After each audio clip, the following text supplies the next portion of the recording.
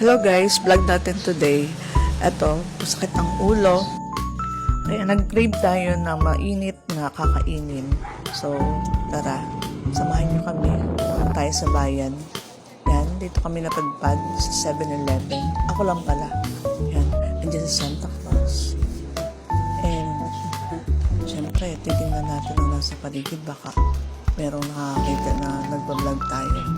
Nakakahiya. Walang tao, hindi masyadong crowded kasi gabi na nito. Kaya wala masyadong tao.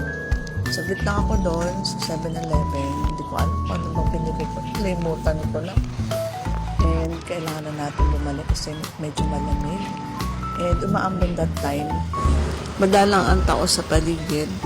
Unlike nung ibang mga gabi. And dumading nga pala kami dito sa Redis Chicken at pumili ng fried chicken. Nag-crave ng fried chicken and mainit na sabaw. Hindi ko na naisama sa vlog yung pagbili ko ng beef pares. May mga panahon talaga na nakakatamad magluto. Kaya instead na magluto, bibili na lang. At may iba naman yung food na kakainin natin, diba? And that time kasi talaga, masakit ang ulo ko. So, wala tayong power na magluto. And another thing pa na nagpapasakit ng ulo ko ay yung isipin kung ano bang lulutuin. Hindi kagaya nitong instant, bahala ka ng pumili kung anong bibilin mo. Hindi nga lang maganda sa health, pero paminsan-minsan lang naman. Kaya, sige na.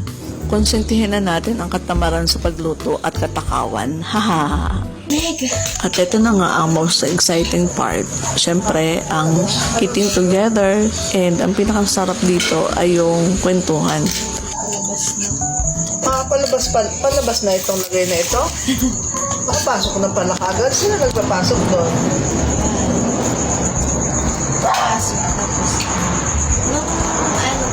Mura lang, trying to know. Thank you for watching guys. Till next vlog. Bye.